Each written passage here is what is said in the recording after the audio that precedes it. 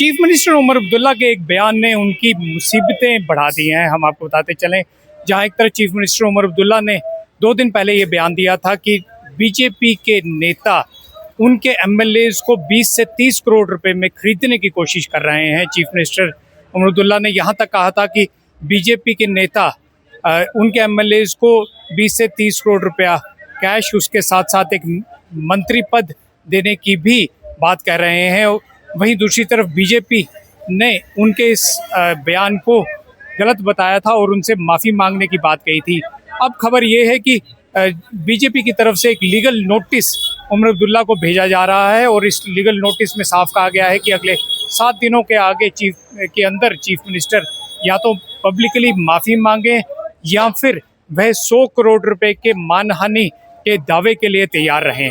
वहीं दूसरी तरफ जो नेशनल कॉन्फ्रेंस से जुड़े हुए नेता हैं, उनका ये कहना है कि चीफ मिनिस्टर उमर अब्दुल्ला कभी भी माफ़ी नहीं मांगेंगे, वह अपने बयान पर स्टैंड रखेंगे।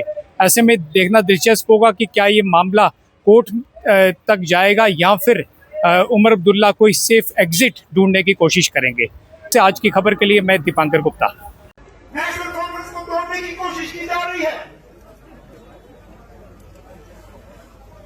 और आज जहां आपके पैसों की लालच नहीं चली, जहां आपकी मिनिस्ट्रियों की लालच नहीं चली, वहां आप बंद कमरे में मेरे एमएलए को कह रहे हो आओ हमारे साथ, आप जब आओगे तो हम आपको रियासत देंगे।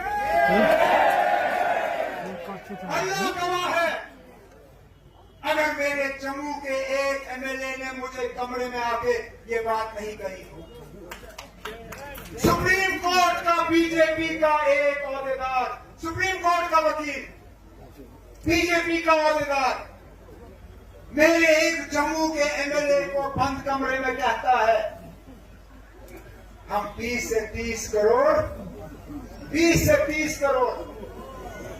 एक मिनिस्ट्री और रियासत का दर्जा, आप हमारे साथ चलो।